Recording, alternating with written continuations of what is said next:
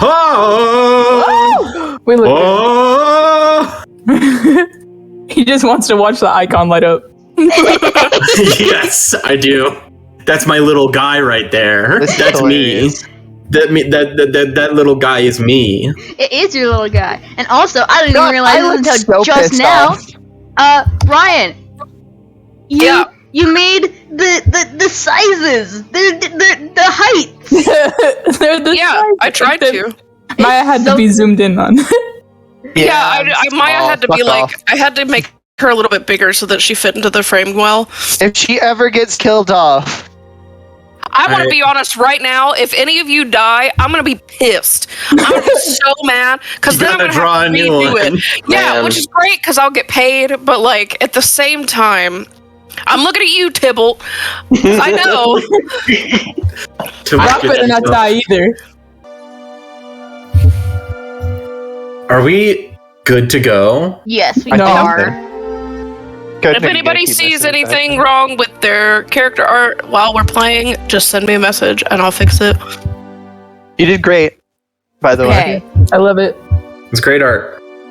All right. Oh man. When last we left our 5 Sparkbound here, their extensive adventure into the Spire Mirage had come to its conclusion.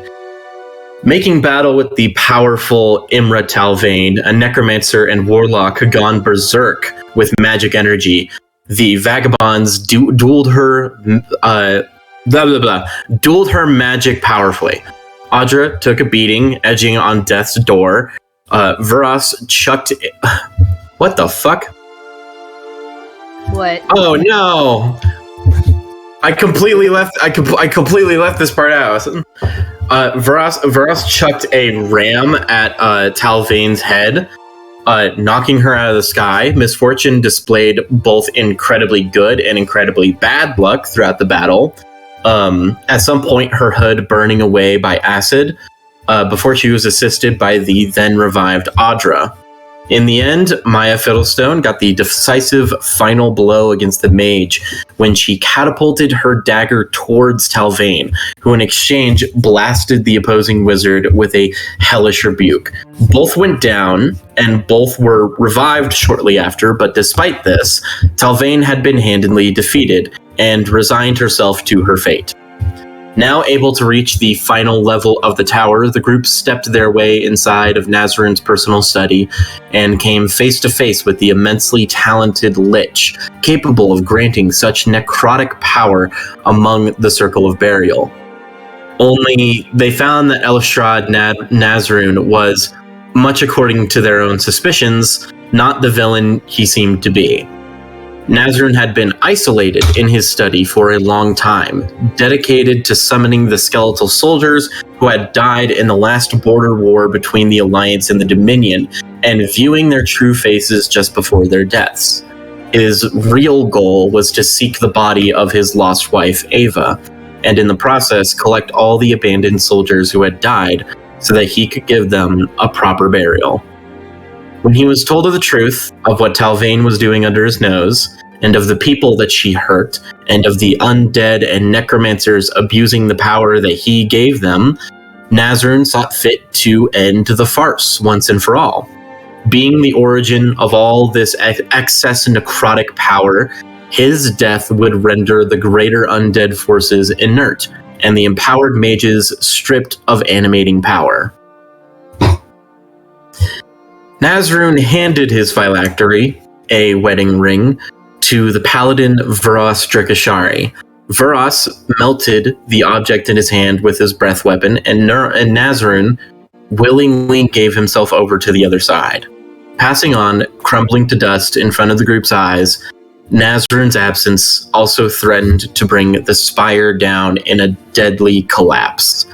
That was until another mage stepped up to take Nazarun's place as the master of the Spire Mirage, Wybert Brindlow, the hapless former necromancer the party adopted, then quickly reformed. Impulsively taking upon himself an immense responsibility, Wybert resolved to finish what Nazarun started, doing it right this time if he could help it. Outside the spire, the group ran into the legion of victorious soldiers and paladins, alongside the unexpected ranks of orc cavalry, a force led by the semi-infamous Vakaro the Bladeless.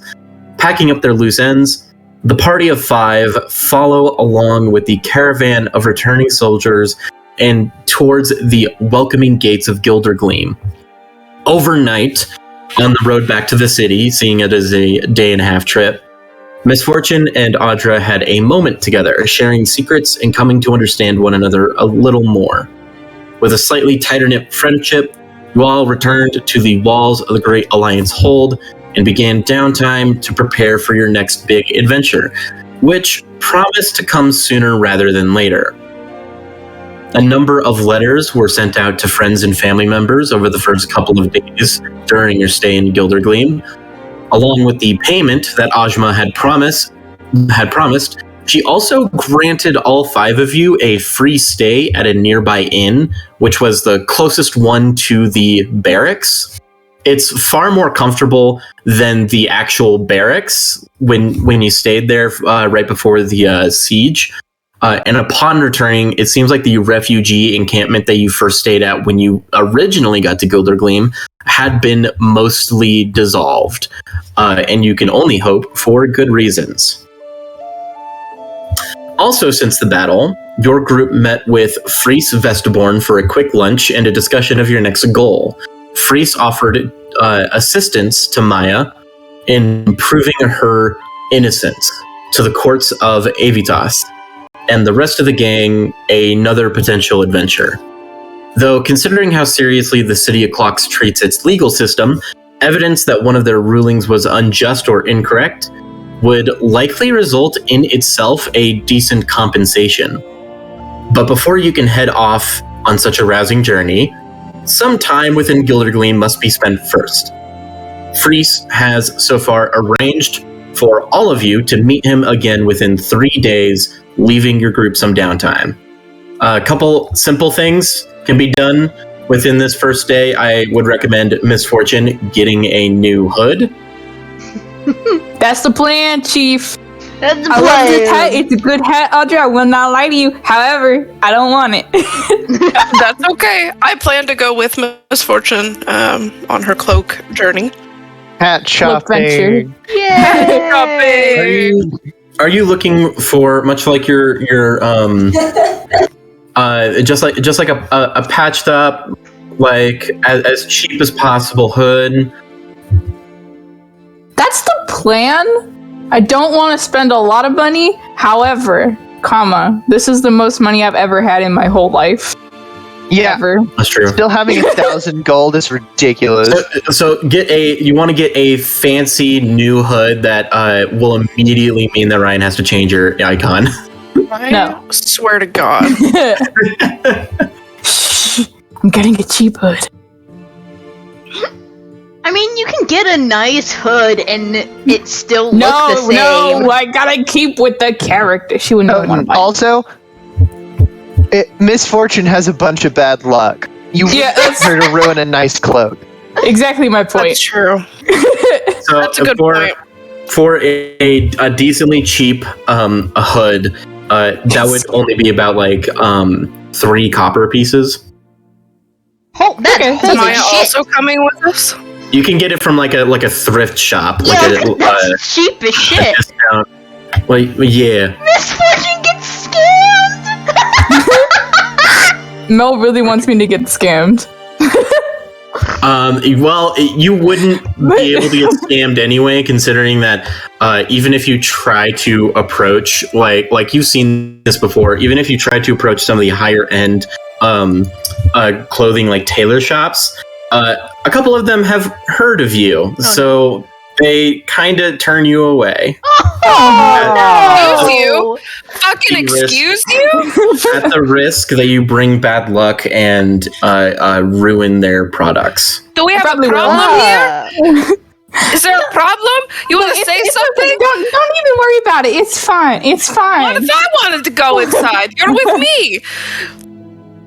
Well, I just have to wait out. You know how sometimes they leave puppy dogs outside? It can be like No, that's so ungrateful. What's a puppy dog?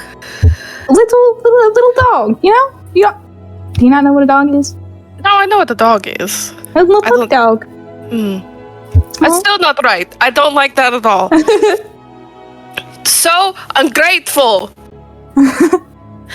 The thrift shops, though, the ones with the cheaper hoods, they don't turn you down.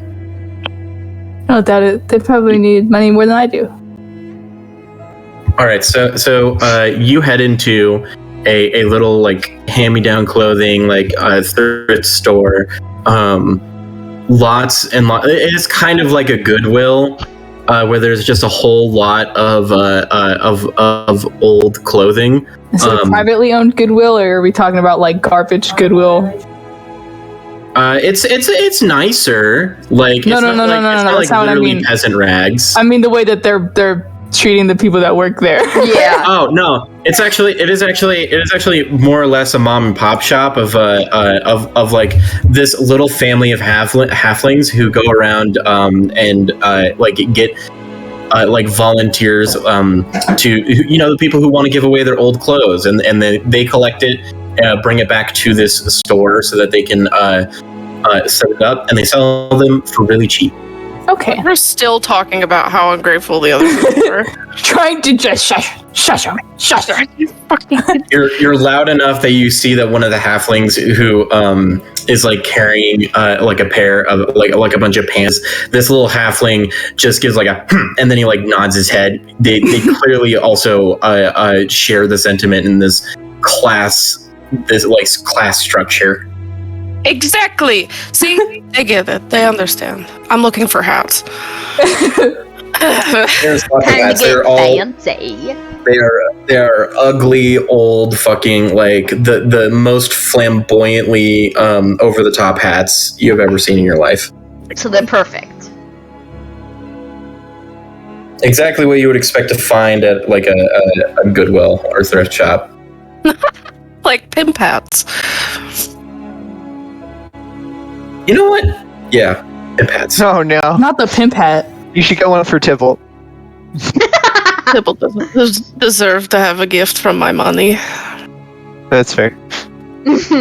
Besides, I'm not there. I thought you were coming with us.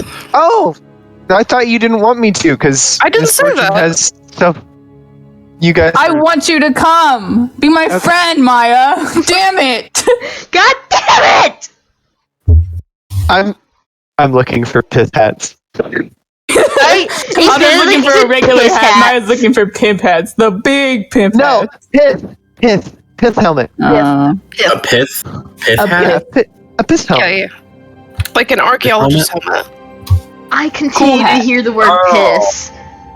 Oh my god! It's not now you piss. gotta draw that on my. Now you gotta draw that on there. I was going to. I tried to like put it kind of where the bag was, because the pith hat was something that was mentioned. It like in the description for Maya. Yeah, and I wanted to kind of put it in there, but the way that I would have to angle it, it wasn't super great for like recognizing what it was. So I just kind of scrapped it in the end. That's fine. She's got her dad's, but she wanted her own. I should really stop bullying you about this. Be nice about the pith hat. Not the pith hat, bullying you about changing the icons. Listen, I've told every one of you, if you send me like $15, I'll change whatever you want, whenever you want. I don't care. I'll at least give it a bit before I decide to do irreparable damage to one of your faces. Oh, good. Oh, that's easy.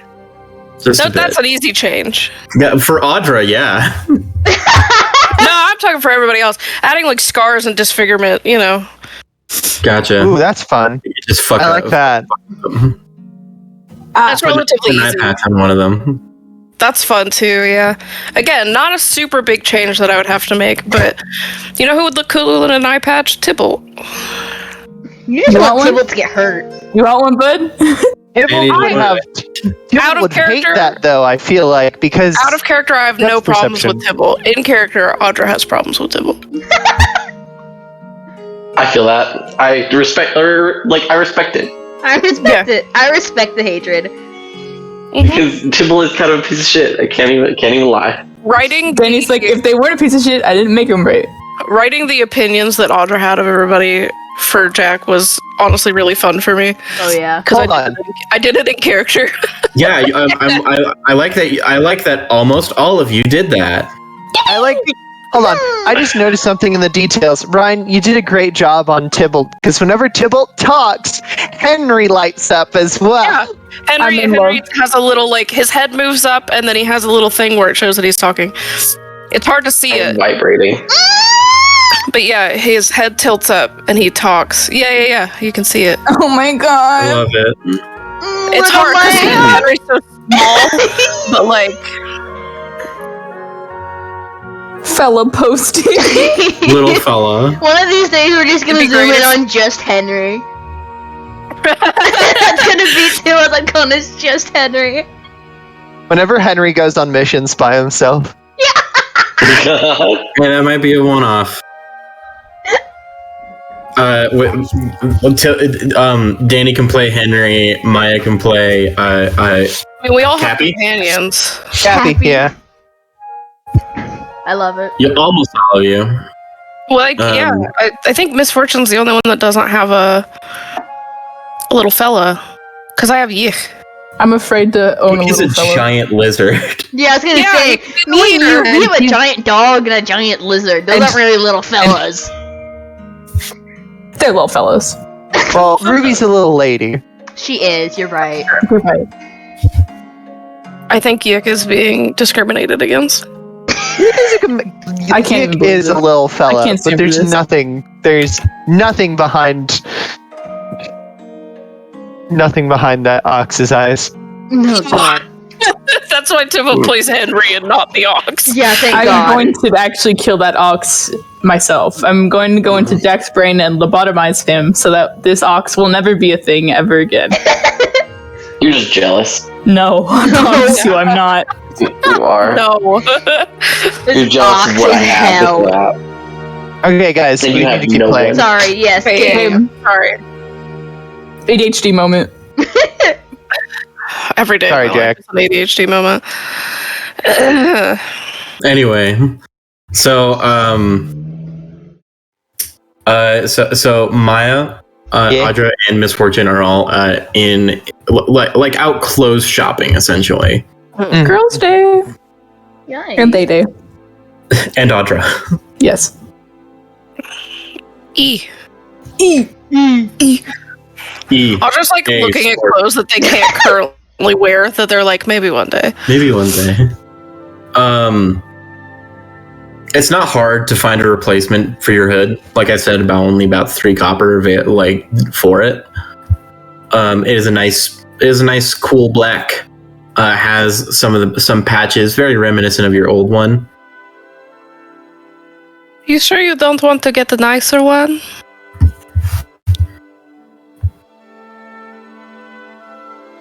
Sorry. I mean, to be fair, if Misfortune is going to be sticking with us, that it'll probably get ruined or torn. I'm probably definitely gonna need another one. You turn around at Misfortune, and as you do so, you accidentally trip on one of these stands that hold up the lines of hung up clothes. Uh-huh. Mhm. It all falls like dominoes. And I rolled to catch her at least. Roll me a dexterity At check. least her. I don't care about the old clothes, but I don't want her to fall on her. I care about the old clothes. I immediately, as soon as I see that start to fall, I'm going to use Maximilian Earth and Grass to stop Please. in between the drawer, in Shit. between the I got a dirty 20 to catch Misfortune. Breaking the floor of the shop to catch some clothes. Yeah, I'm gonna say it's gonna break the floorboards. Well, that's a. I can mend that. I can mend that. I think the clothes are fine. So are you casting that spell or no? No, I'm not. I'm going to let it fall. It does come out of the ground, and you are in a building right now.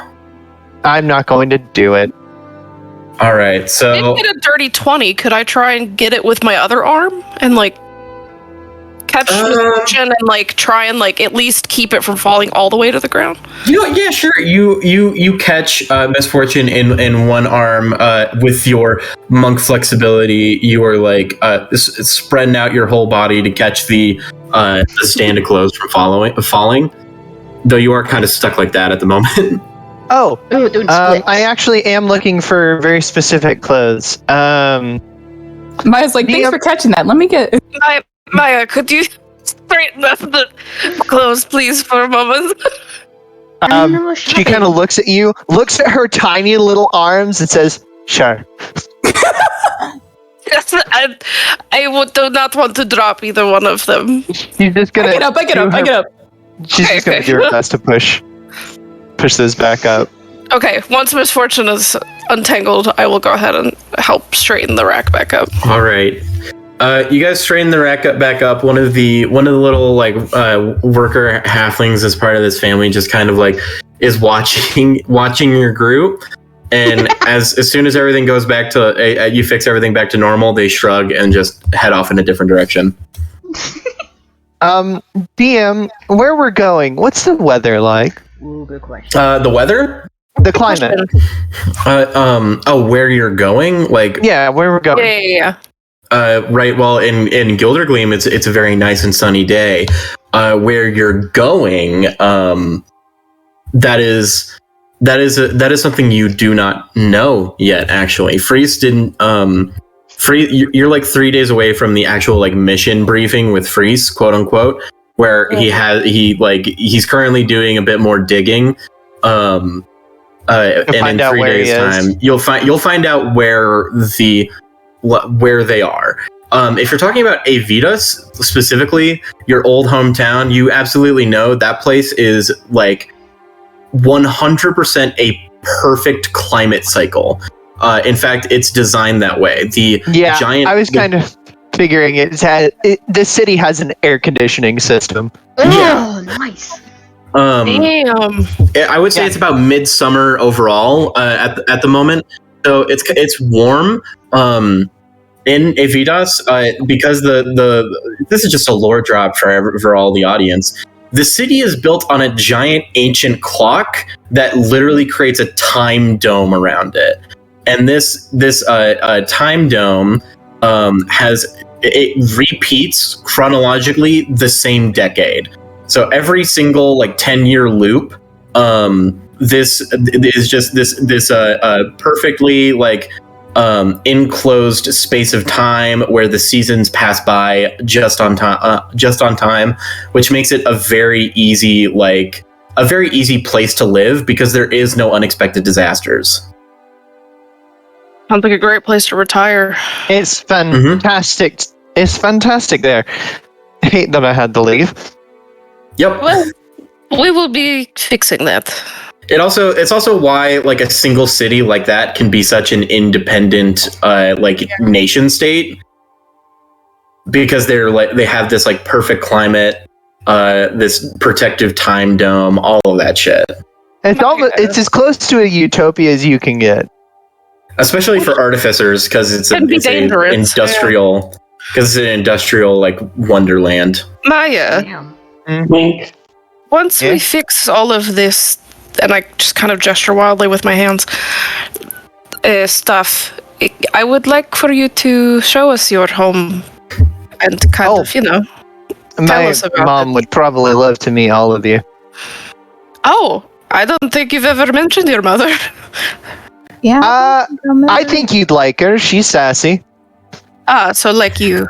Yeah, she's a majority of where I get personality from.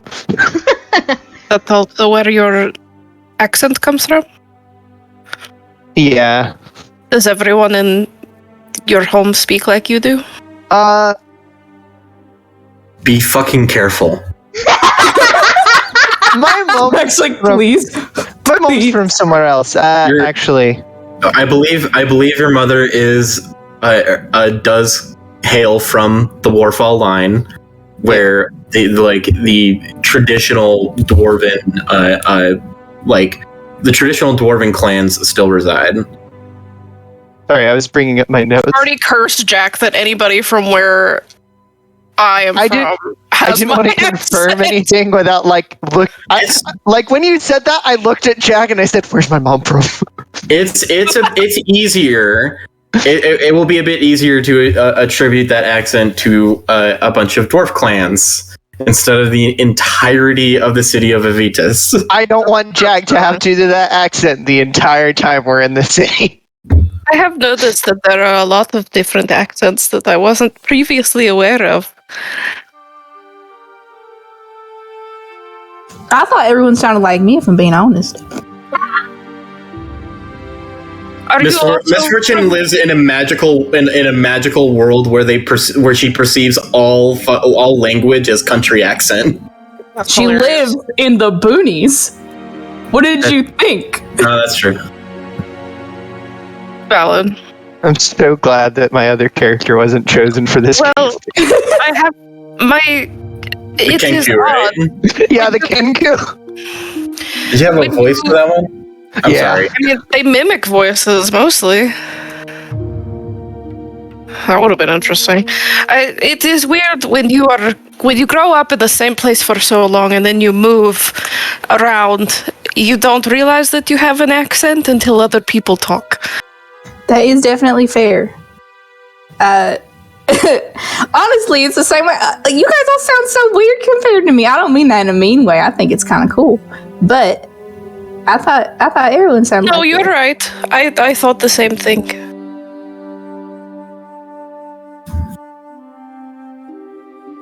Audra's not going to buy any of these fancy hats, but they would like to window shop for perhaps weaponry.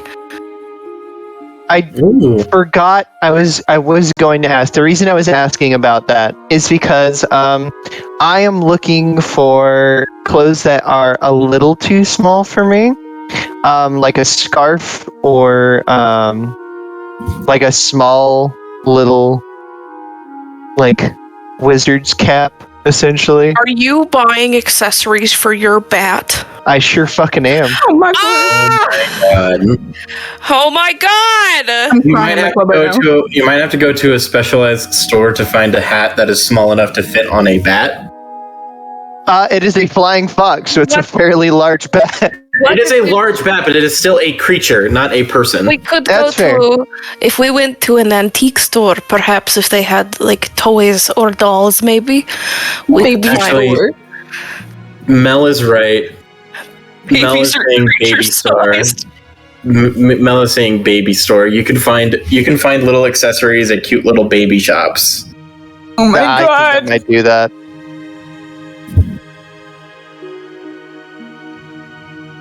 So I'm gonna say that's gonna be 4 copper for specialized little baby hat. And another copper, so 5 copper total for a scarf. Cool. I'll take it because I actually have a shit ton of copper I want to get rid of. I thought you were getting a hat to like hide your face. No. I'm also getting it too small for me. So. Yeah. But yeah, I'm getting him a little scarf and a little hat. Audra does not go into the baby store with you. They just kind of awkwardly wait outside. By the way, the entire time I'm in the baby store, I have Copernicus on my shoulder. I wonder how the employees react to it. I'm finding somewhere to change while they do that. The employees are a little perturbed, just weirded out. That you got a giant bat. However, you do see that there is like a novice mage wandering around the store, and when they notice you, they do a little gasp, and then they run up to you, and then they show that they're holding a tiny frog with another tiny hat on top.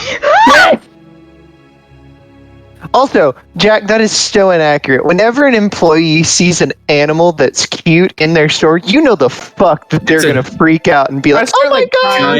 It's a giant bat. Are you kidding me? I would have loved to see that shit. I worked in Hot Topic.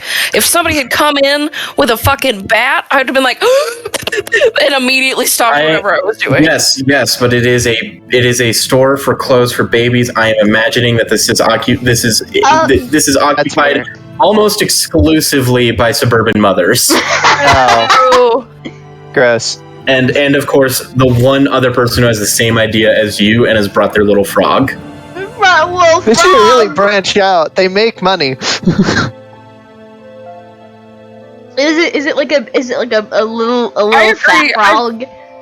It is the wartiest, fattest frog you've ever seen. Yes! I feel like somebody should really capitalize on like wizard companion or companion clothing. On second thought, that might actually also be in the city. Well, I don't want to give money to these white suburban mothers, so. If that exists. If it exists, you will find it. I hate to say it, but yeah, I mean, I guess it's just like, you guys are in a place that I have described as a merchant's paradise, which means every kind of store exists, right? Yeah. Yeah. You would be able to find Even if it's just like a kiosk, I'm sure we could find something. Yeah, absolutely. You'd be able to find a stall that is advertising accessories for familiars. Wow. A bit further outside of the center of Gildergleam, like more around the edges, is this little stand for familiar clothing. Perfect. Thank you. That's all I wanted. Thank you. We're doing the world building for you. Also, I'm buying both Audra and Misfortune lunch. Where are we having lunch? DM, can I find a Euro stand? Oh. Fuck it, why not? Yeah! God, that sounds good. What'd you say? I said that sounds good. Mm-hmm. I love Euros. But yeah, I'm just gonna buy them lunch. Euros are like a Greek thing, right? Yeah, they are. They're flatbread yeah. with meats and veggies and a special sauce. Tzatziki sauce. Yeah. So it's because there is no Greek analog so far. I'm going to say that this is a stand. This stand is run by a older looking tabaxi, which is a more unique site within the Alliance territories. Alliance has mostly humans, halflings, dwarves, elves, and the like. Tabaxis tend to stay more within the Dominion, but this immigrant family of tabaxi are serving their cultural food of the beastkin, which includes euros. Hell yeah, that's awesome. All right, how much is it? I would say probably just like five copper for. I can't actually fucking around 1 copper because the D&D currency system is so fucked. I am going to give them a silver piece and tell them to keep the change. You see this tabaxi who has like it's the older like grandpa tabaxi who's like cooking all the food. His little like grandson is heading the stand front, and he turns around and shows his grandpa the silver piece, and the like old tabaxi man, this cat man, he's like got like eyebrows that are so bushy it covers his eyes. Yeah. And they just go right up, and you see his wide eyes, and then he's just like cooking the shit out of these euros. That'll be some bomb ass food. Bomb ass fucking. What a tip! What a tip! After we have gotten our euros, which I don't believe is something that Audra's ever had, or seen a tabaxi, so they're gonna end up asking Maya a lot of questions. I will answer them to the best of my ability. Because I've been around. Just you wait, Audra. There's plenty of like beastkin people, tabaxis, Leonin, Kenku, things like that. They all fit into the like subrace, like the like overall race of beastkin, and plenty of them live in Avita. So you are very familiar with these kinds of people. Yeah, gotcha. I'm listening aptly, so much so that I probably forget for a little while to actually eat my euro. You're just gonna let it get cold? Tabaxi are very curious. Just all the kinds of normal D&D fanfare about them. They also like make for like, you tend to see them as wandering like travelers who are enamored by the like sights and the sounds. Very few of them immigrate and settle down fully, as this family of Tabaxi seem to have. Interesting. Oh, okay. And there are more people like this where you're from? Yeah, I mean, it's pretty common. Like I said, Avitas is as close to a utopia as you can get. There's a lot of different people there, and I mean, it's a fair place to live. I was just framed. Right, except for that part. I do want to say, Audra, yes. The place you lived was closest to the Dominion. So these people would have been familiar to you. So it's kind of interesting to hear that they tend to be in the Dominion and you've never seen them. Interesting. Okay. I believe you would know why. Yeah, I figure. Ominous. No eyeballs. Oh yeah, you don't see.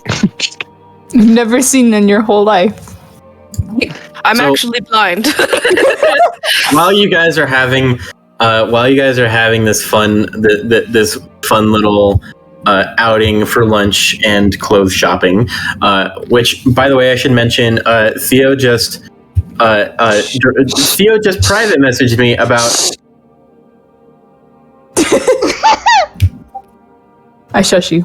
Misfortune gave 7 gold to the owners of the thrift shop. Oh my god! As apologies for. Oh, sweet honey.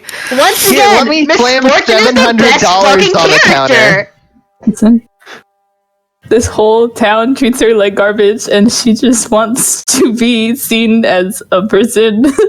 Hello, Apologize. Misfortune, I love you. I cry. I do want to go Give her a over kiss. and ask if Tybalt or Vuras are up to anything at the moment. Ooh, that is a good question. I mean, shit. Tybalt, do you have anything? I'm always up to shenanigans. Oh You god, know that. sorry. He's on a date with Little mouse friend. little mouse. Well, Oh. not yet. That's Not yet. There's a not quarter yet. system. Oh! for most of the day, I am putting together my arcane firearm with the 2 wands that I picked up in the dungeon. Interesting. Right, you picked the 2 wands. I'm out of water. You're making the arcane firearm, right? Yeah. I'm doing that, and then could we consider this a long rest? Like just this whole endeavor? Absolutely. It's multiple days. You have Cool, already 'cause taken a long rest. I just because I want to use my infusions. I want to do artificer shit. Yes, and you can. Like, I'm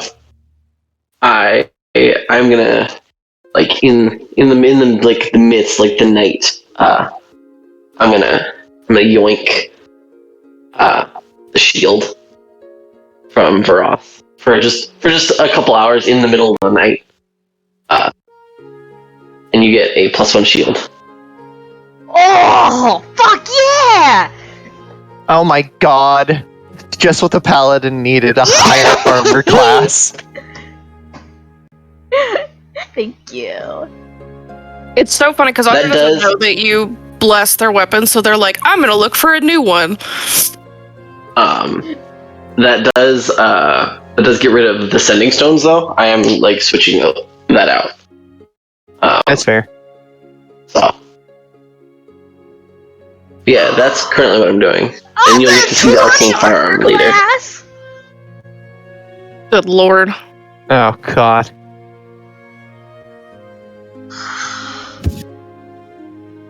Currently, that's all I'm doing. I'll let. So you have improved Vuras's shield, and you're keeping the infusion on Audra's weapon, right? Currently, yes. Was there any other infusions you had? Not currently. You gotta give me like another 20 minutes to think. So you can go do something else while I think. Well, I Alright, think so actually that could play in well to, because I wanted to I do want Vuras to do some training to kind of explain how he got extra attack. It's a background. So you do have as like heroes of Gildergleam so far. You do have a free roam at the barracks if you'd like to use it for training purposes. Mm-hmm. I mean, yeah, I think I definitely will do that. When you head over there, you do see that there is a distinct lack of any of the Platinum Arms paladins. They seem to have moved out of the barracks for the time being. Yeah. So it's just guardsmen and lots of room on the training grounds.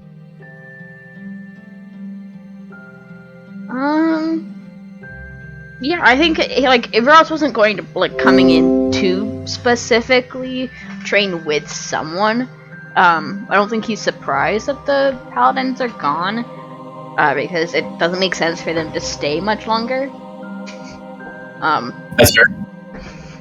But there is a small part of him that is disappointed because he did want to. They're good training buddies. It's good to train with them, but he's not super upset. So I do think he's heading over to the training grounds to probably spend a lot of his time, at least that day, just really going at it. Gotcha. And is there anything else on anybody's mind for the moment? I mean, Audra wanted to look for more weapons. Right. And probably would have done some training at some point. Train together. Could train together, yeah, for sure. Audra wouldn't mind that. I don't mind either. I don't think we're as good here.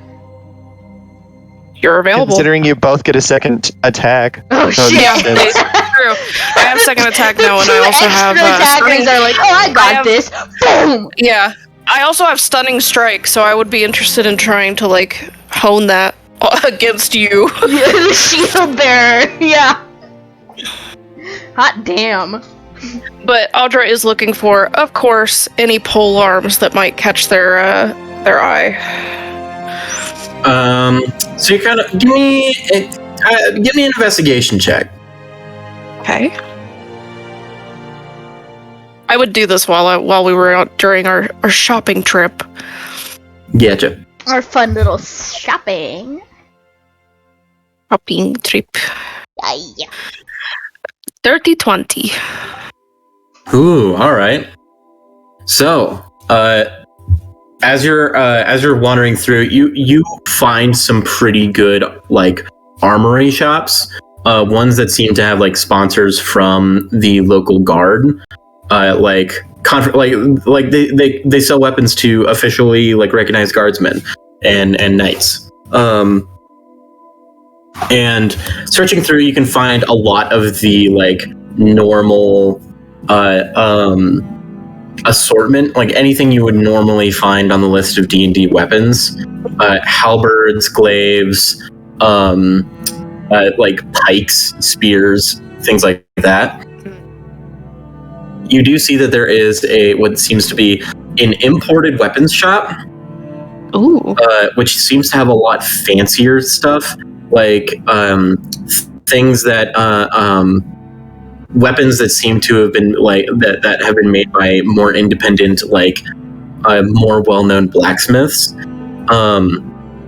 I would say I do say that you would probably be able to find like an impressive looking like pair of scimitars that have the like engraving of craftsmanship by Orson Nihlus.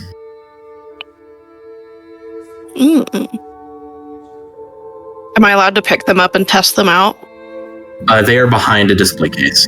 Damn it. Because Orson Nihlus is a very successful blacksmith. I was gonna say Audra doesn't recognize that name. No, you do. You do. I do? Tybalt V. Nihlus. Oh, duh! I was like, why does that sound familiar? That was me, not Audra. Audra forgot it on purpose. Probably. They're like, it has to do with Tybalt. Yeah, fuck that. Tybalt's father is Orson Nihlus. Holy shit.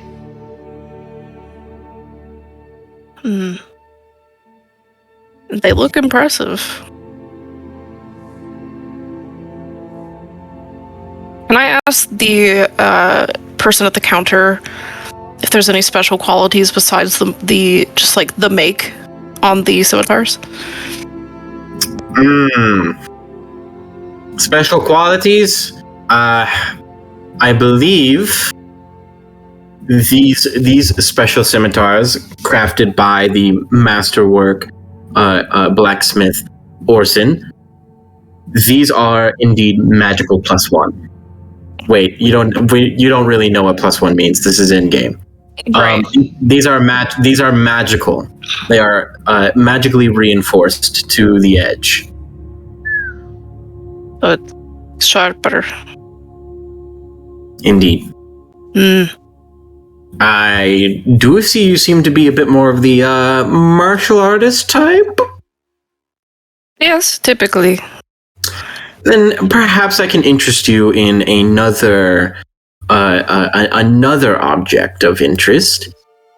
And this person who is now you see, like, I haven't even described them. They are a rather tall, half elven, kind of ambiguous gender.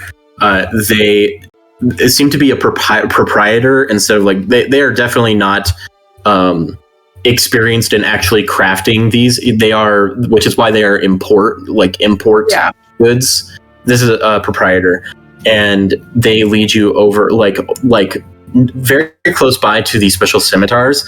You see that there is a collection of throwing knives that appear to like kind of appear in similar vein to like kunai, though kunai are actually digging tools, to be honest. But they are like, these are actually specialized for throwing implements. Interesting. Are these ones that I can try? Or are they also behind glass? These ones you can try. They are not masterworked by a famous blacksmith. I would be careful to give you the scimitars in your hand, just for the sake of safety. But these ones I will allow you to stress test. We in fact have a wooden board right over there for you to try them out on. I would like to do that. Kind of all right. Like juggle them around in my hands before I give them a few tosses. They, and see how I feel about them. They are actually curved slightly around the edge. They're curved around the edge, and their weight is very nice. Give me an attack roll. Do. Let's see, and it would be throwing, so I would add my dex. Oh, natural 20. Natural 20. Holy shit. So you, as you're weighing these like curved throwing daggers, in your hand, and you throw one right at the center of this wooden board.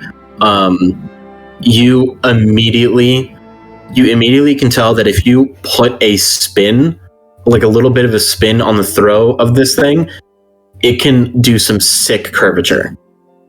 What that means is that with these throwing darts, they are darts, I should specify. With these throwing darts, you can ignore half cover. Ooh. Holy That's disgusting. As you curve it around the cover. That is what you discover of these things. It's something that not most people would notice. It is a very subtle design feature to these curved daggers.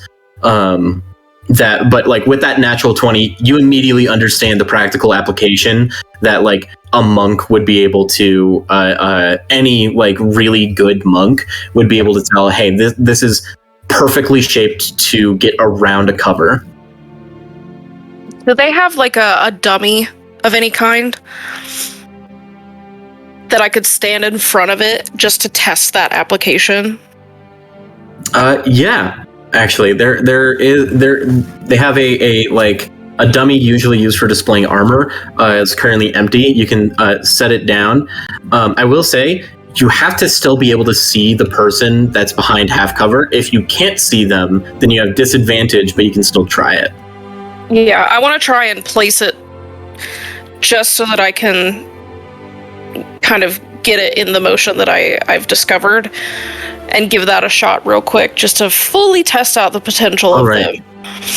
Roll me another attack roll. Okay.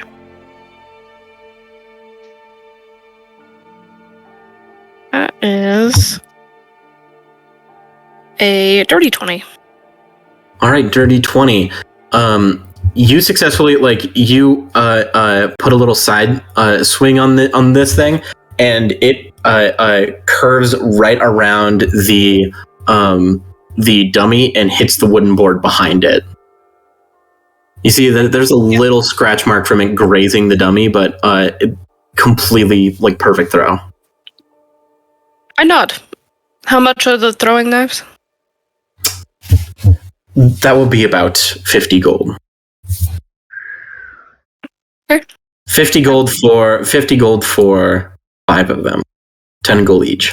What, 5? At the moment, get them out of the corpses later. At the moment, I only have a collection of 5 of them. They are retrievable. Don't throw them where you can't get them back. I don't think that will be a problem for me. I will take them. They could always return to you. Wink. Winku. Wink. Hint, hint, nudge, nudge. Artificer infusion. Wink. Wink. Does it just do damage like a regular dart? Like damage like a regular dart, but you can ignore half cover with them. If you can still see the individual. That's what half cover means, though. If it's full cover, that means you can't see them. Yeah. So I don't know why I'm being so specific about the mechanics. You can ignore half cover. Okay. I'm going to note that just so that I don't forget. I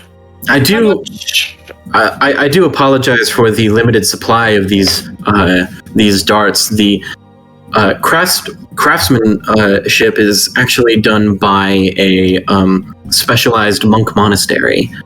I could only get my hands on a few of them. What monastery? It's a monastery, rather isolated, way up north, near the Warfall line. Very brutal, cold, and they are most known for their weapon work, such as these throwing daggers, throwing darts. Do you know the name of the monastery? Or just the location-ish? The location, at the moment, I would need to look at some ledgers. Also, the DM did not prepare the name for this monastery. Give me like a moment. Give me a hot second. Give me a hot second.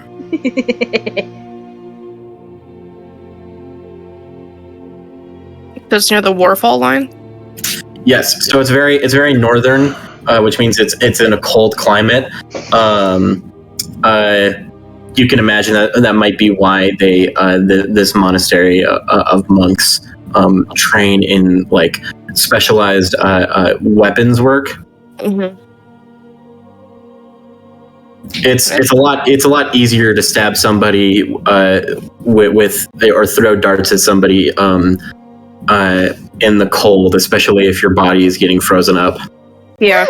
But they train to make sure that they are top physical. They're prepared for that kind of weather. Yes, they're prepared for that kind of weather. Interesting. Well, I will most likely be back, and I can. I apologize. I did get the name of that monastery now. It is the Temple of the Falling Blade. It appears to formerly have trained assassins. Ooh. Damn. And you said that's up north? Yes, they. It appears they have left most of their. How would I say? Deeper bloodshed behind in pursuit of actual, like, martial prowess for martial prowess's sake. I see. Well, I appreciate that. I'll keep that knowledge just in case maybe we ever go up that direction. How much are the scimitars? By chance? Scimitars? For the both of them, that would be about 1,000 gold. Huh. I'll spot you. 500 gold for each scimitar. Though, it might be unwise to separate the pair. Would you like to go halvesies, Maya? I pay for one, you pay for one? She holds her hands up and just sets her 1,000 gold on a counter. That's not what I said! How much gold do you have? How much gold did I give you guys? A lot. You gave us 2,000 each. Yeah, you gave us 2,000 each. And I already spent all my other money on spells that I don't need anymore, and this is me paying her back. Fine. I place an extra 75 gold on the counter for information and entertainment. Fucking giving you a gold. Wait, you place how much gold? 75. 75 for Information. For the information and entertainment. Also, Audra that is really likes weaponry. That is a shit ton. That's I was a big just gonna tip. do 50, but I was like, 75. Also, Audra really doesn't understand money, so Hi, what generosity. I really enjoy weapons. Also, this is stuff that could save our life. It's an investment. So the proprietor produces a key, unlocks the display case, and allows you to pick up the scimitar, the pair of scimitars. They are both +1 blah blah. +1 is a fucking Magic the Gathering term. God damn it! I was fucking waiting for it. I was waiting. You get a +1 counter. Cool. They are both +1 scimitars. Now that I've bought them, can I try them? Of course, they're yours now. And I will say, if you find yourself unsatisfied with the product, I can return them to you, but would need to take back a slight fee. That is if you are unsatisfied with the product. Right. Rip it and rip it. Grip it and rip it. Okay. Also, I still have 95 gold, which is a lot of money. I still have all 2,000. I have a list of people in this party I trust. Ooh, actually, I'm gonna message you something, Jack. Oh. Well, you've been doing this entire game so far. Vuras has moved on my list. I would not be surprised if Tybalt is at the bottom. No, you're actually near the top. That's funny. So you are trained. Audra, I will say you are trained in scimitars. As you test these weapons out, these are not weapons that your mentor at the monastery ever trained you with. This is training from an earlier age. Okay. This is something I'm used to on a growing up level. Yes. Okay. It's closer. It's yeah. It's more personal to fight with scimitars. You don't get the range that is allowed to you with the glaive that you wield. Yeah. But they are like reliable, pretty good weapons. Okay. And since you have a second attack now, you can use both of them. I know I can dual wield them if I wanted to. They are very. They're also very like lightweight, like light as a feather. Thing is good. Oh. Well, Tybalt might be full of shit, but his dad's craftsmanship is very nice. I give them a nice little like whirl and kind of play with them in my hands a little bit. Little does they know. Little does they know. Are you gonna try it on the dummy? Yeah, I am gonna try it on the dummy. All right. A few swings. Give it a few swings. You make sure you're not like cutting all the way through it. Right. Kind of gotta, bring it back a little. I got a 22 and a dirty 20. All right. You are doing amazing with these. They feel natural. You're tapping into some of your earliest combat training. And these scimitars, like, they just flow very well, slicing through the air. You can definitely tell why Orson Nihlus is a world-renowned blacksmith. I like them. We'll see how they do in actual combat. But so far, I'm very satisfied.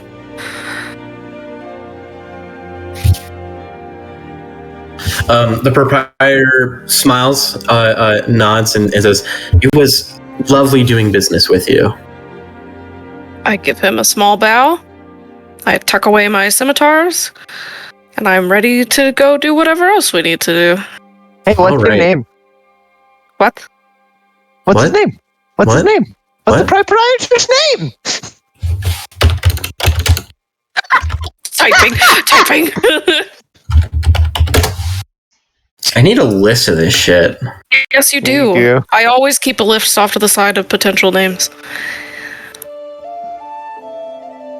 Work smarter, not harder. All right, fantasy name generators, give me one. Oh my god.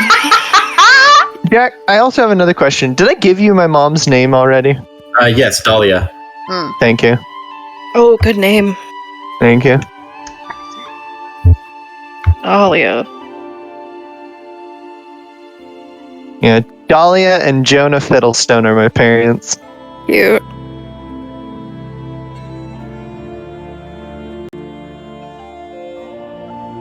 None of these are good.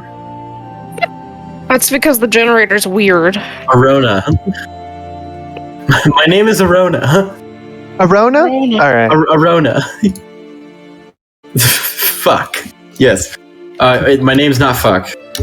That's another guy. Arona, fuck. That's another guy. Fuck has returned! That's the bookshop owner. That's the nickname. Pronounced poop. Ooh. If you ever wish to, if you ever return, I would appreciate more business. Well, if you keep having interesting stuff inside, I'll be sure to visit again. Then I will make my next few imports quite interesting. Oh, good. Sounds good. Now I'm a recurring character. Yeah. Pleasure doing business with you. Sorry, Have Jack. I had to make them recurring. Fuck you. I like weaponry.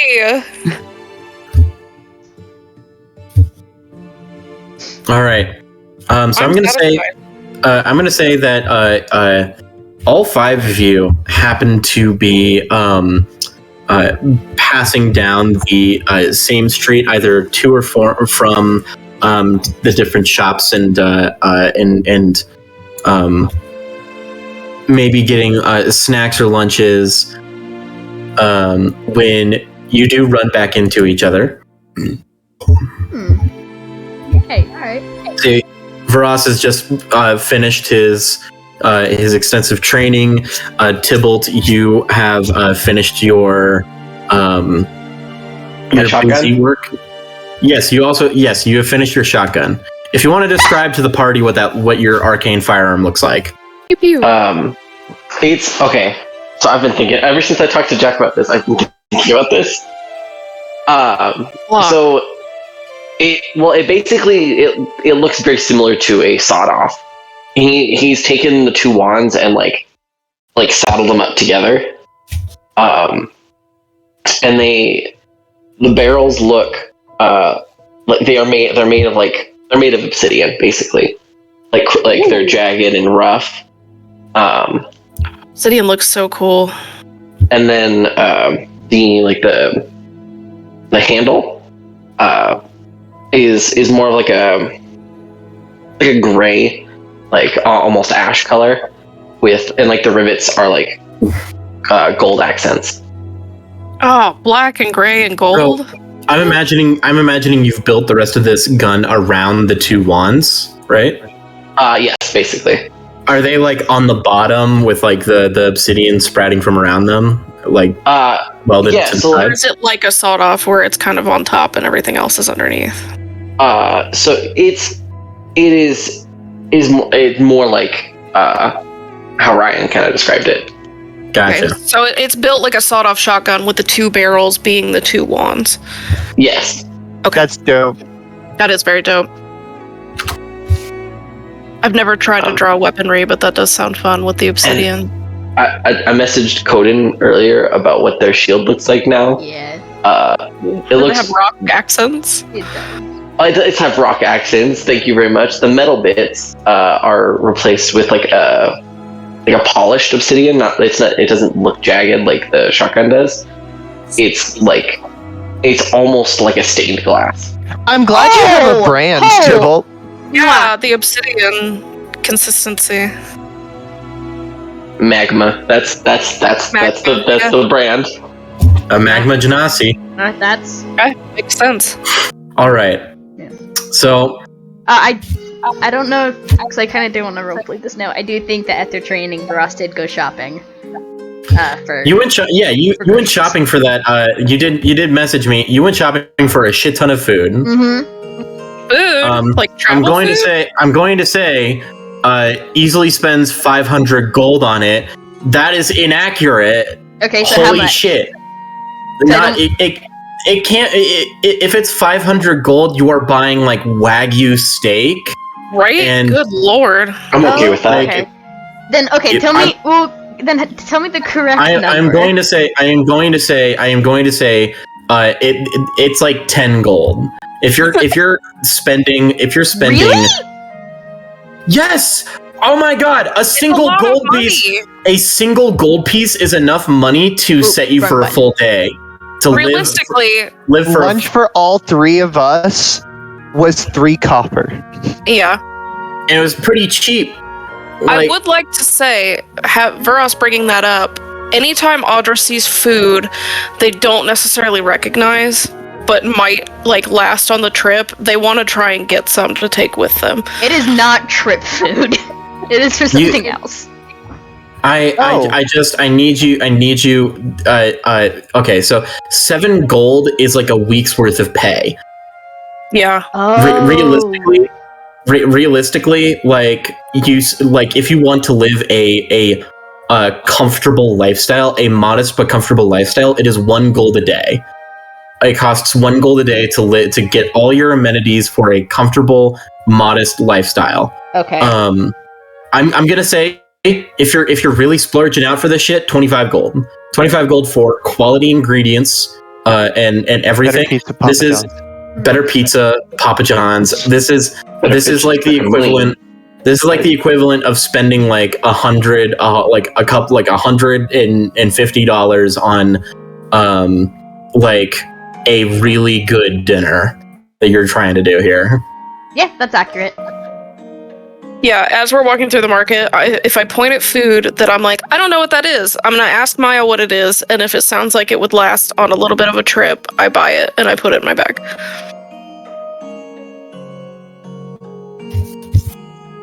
Okay. You don't have to roleplay that, Jack. You can just say we have special rations. You have fancy rations now. Fancy ration. Look up how much a ration costs. Like a copper, I don't know.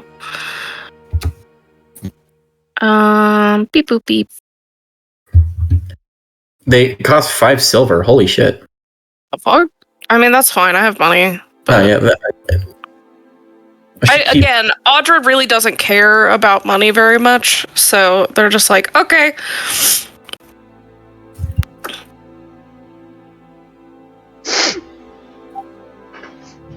I feel like the thing is, the rations are also built to last. Yeah.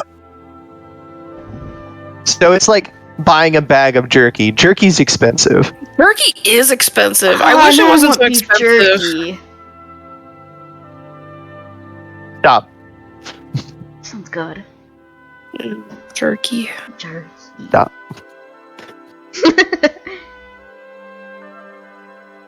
Okay. Sorry. Sorry about that. No, you're okay. I'm having nose problems. Oh no. Uh-oh. Oh no. Oh noes. Holy shit. Hat. Same hat. Yeah. So. Yeah, sorry. Okay. Never mind. Oh no, I'm still here. I just had to quiet down. Gotcha. So, you all happen to be on the same street of Gildergleam when, about, like, I'd say 1 to 2 o'clock. Like just afternoon, past lunchtime, and all that. Commotion within the streets of Gildergleam picks up. Uh-oh. And very loud, like a very loud commotion. You see, as your group wanders these streets, you see that many citizens are running in a particular direction, and you follow the noise, and you find that an impromptu parade is taking place. What in the world? Namely, with the Knights of the Platinum Order. Oh. These paladins are marching down in line, side by side. Their silver and gold tinted armor looking glorious despite the significant battle damage, most of them sustained from the fight. But the knights wear those dents and scars proudly, swords held aloft in their sheaths, spears pointed towards the sky, and behind them is a giant rolling cart with the skull of the skeletal colossus tied to its platform and being pulled by a number of oxen.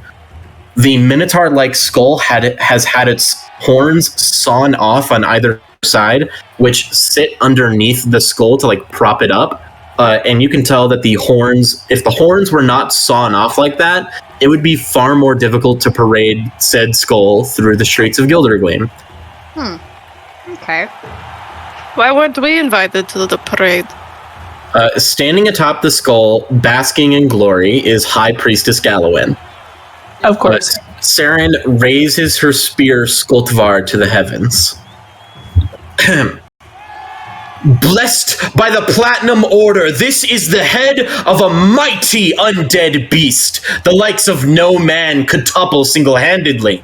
But the Platinum Order has, to the Justice Bringer, to the Grand Master of Flowers, to the Valiant, the Lord of Pure Incantations, to Bahamut! And the rest of the legion of soldiers cheer up the response, to Bahamut! as they raise their weapons into the sky along with Saren. The powerful paladin and her magnificent spear standing atop this undead skull starts lowers the spear and starts sweeping it over the gathered crowds, the cheering citizens. If you bear regret in your heart, if your soul is weighed down by deeds misbegotten, if you are downtrodden and desperate for redemption, the Platinum Order's arms shall ever be open to take you in. Shall your heart be strong enough?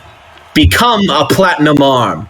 Fight for a better world today, tomorrow, and evermore by my side, by Bahamut's side. About 100 cheering voices of citizens shouting out towards the knights. Praise and adoration abound. A number of children are tugging on their parents' clothes and pointing to the shiny paladins in front of them, clearly enraptured with the idea of knighthood and wishing to become one someday. Saren's eyes scan the crowd as she waves to all of them, and she glances over to your group and smiles. Tybalt is rolling his eyes. My arms are crossed. I'm like, oh, propaganda in the streets. We love No it. one can see it. I am blushing. For once, Audra and Tybalt have the same idea on this. This is stupid. This is Maya's stupid just clapping for them. Be still my beating heart. Jesus. Lots Lesbian! of different opinions here. I mean, Vuras, he's not really showing any emotion at all. This this is not your this is not your vibe, Ross. This is not my vibe. Like, he's familiar with propaganda because he was an army man, but, like, this is okay. It is a recruitment tactic, though. It is.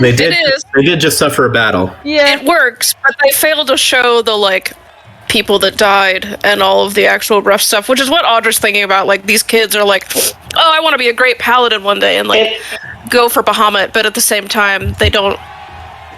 They're talking about the good stuff, not the bad stuff. Yeah, Vuras is more thinking about how the fact, like, it wasn't Saren who killed it. Right, also. The orcs bailed them out. They were getting their ass handed to them. I will say Saren did fight alongside the orc shaman to that true. monster. Yeah, that is true. They did. Don't shortchange the paladins, guys. They did a lot of work. They did do a lot. Work. That is true. But they also didn't invite us to the parade. I don't want to be that guy, but I think our paladin's a lot They're taking cooler. all the credit. They're just fucking like. Yeah, don't give me a smile. You didn't invite me to the parade. I could have stood up there. They're all so fucking bitter. Hey guys, Yes. I feel like we're being a little bitter right now. I'm being bitter. Miss Fortune right now is not being bitter in the slightest. No, she's like got a paid. lady. We got paid. Yeah, I'm I do happy. think Ross does wave back, but this is not his style at all. Yeah, I nod at Saren, but it's not my jam. I give a sheepish After- wave. Tybalt rolls his eyes at Saren. He just fucking turns off and just fucking he leaves. He's like, this is a waste of my fucking time. Damn! I have better things to do. You can practically feel the amount of Tybalt. You can practically feel Tybalt specifically. You can feel the amount of like bureaucratic nonsense that Ajma must have to be going through right now to allow this to happen. For real. Oh God! Because I'm not at liberty to say whether or not Saren actually told her that she was going to be doing this in the middle of the city. Oh my god. I have a feeling she did not. Like, Honestly, that's kind of hilarious. I will say, as befitting of a paladin, she may be very like glamorous and boastful. She does have a silver tongue. This charismatic like paladin charisma. Yeah.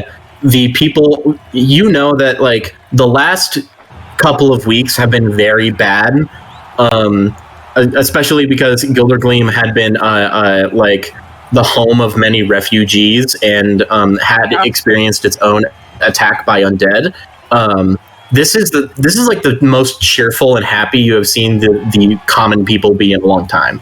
I just typed as long as you have been here. I just typed that in the chat right before you said it. I was just this is a big morale booster, guys. It's definitely good for the people and like all that stuff. But Audra has their own opinions about all of it. The people are the ones that matter in Vuras' eyes. So if they are happy and it makes sense. Yeah, it makes sense for sure. Yeah. You see that much in the vein of like showmanship, one of the kids is actually broken through the crowd to reach one of the paladins, and the paladin promptly picked them up and put them on their shoulder. Oh, okay. It's working. This is a Super Bowl type of thing. This is literally what this is. Yeah. This is just showmanship. Yeah, Saren does love some showmanship. Also, I feel like gold armor. The bitch loves to show off. Yeah. I feel like Saren also wouldn't be the kind of paladin to be like, oh, we're all glitter and power of friendship and everything's okay every time we go. I feel like if somebody actually was going to be recruited into the platinum hand, that she would be like, okay, this is a very dangerous job. Yeah. Do you know what you're getting into? All right. So, Tybalt? Yeah? As you are wandering away from the parade, just completely ignoring it, as the showmanship has honestly gotten on your nerves already, you pass by an alleyway when you see that there is a strange crow. And you know that it's a strange crow because this thing looks like it should be fucking dead. It is like half of its face is gone. One of its wings is missing, and in place is a blue glowing specter of the parts of it that have rotted away. And it's just staring at you. Wyvern, are you checking up on us? I thought we dealt with necromancers already. I'm gonna go down the alleyway. I go. As you approach, the crow stares at you. Kick it. Don't kick it! Kick it! That's so mean. It's like standing on top of a bunch of like leftover crates, so it's like eye level with you. I mean, undead or not, crows are cute. We love a crow. I poke it in the head a little bit. It disappears. It poofs in a puff of feathers. What the fuck? You poked Wyvern in the eye. He's like, damn it! Ow, Jesus! Whoever sends a letter next time, like, by the way, Tybalt, what the fuck? He's testing out his new, prowess. If this Getting is used to it, Wyvern, probably. we're automatically assuming it is. It might not be. It could not be, but I like to think maybe it's Wyvern, just like checking in. All right. Well, I'm leaving the alleyway, I guess. If there's nothing left for me to. Yeah, you went in there, you poked it, it disappeared, and you're just like, well, I guess that solves that. Yeah. I'm gonna pocket a feather though. I'm gonna pocket one of those feathers. You pocket a feather for research purposes. Of course. Research purposes. Let me look at this feather. Your tiny brain could not comprehend my genius. Vuras can't. Me, Koden, I absolutely get it. I hate your ass. I hate you so much. All right, so Sorry, I'm reading Mel's fucking chat. Ow! What the fuck? I thought, ow! Guys, I thought we were cool. I thought we were friends. Ow. Wow. All right. Is there anything else? Anything else you guys wanted to do? I know that Vuras had a plan for tonight. Yes. No plan. But I just wanted to ask, while we were all like kind of like there for a moment, did I pick up on the fucking scimitars? I'm not hiding them, so I mean. Yeah, I see Audra has a pair of scimitars on their back. Okay, but they do come with a sheath, though. Do I recognize the craftsmanship? Not behind the sheath.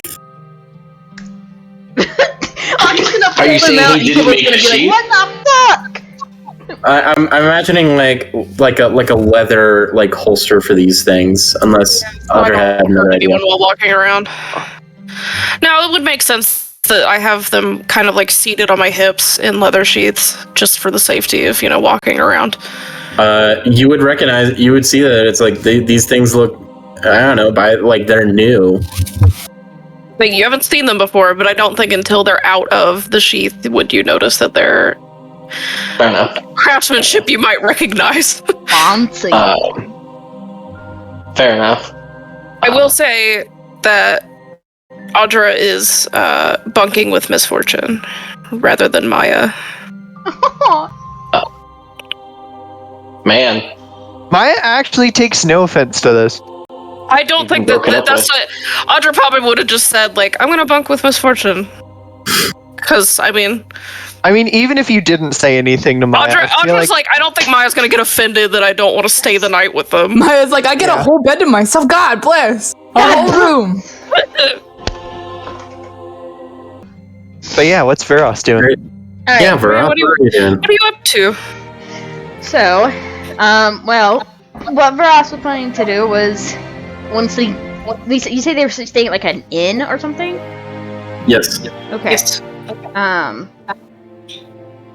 do not know how inns work. I suppose because it's like a hotel. I suppose because I don't think each room has its own like kitchen, obviously. So I do think he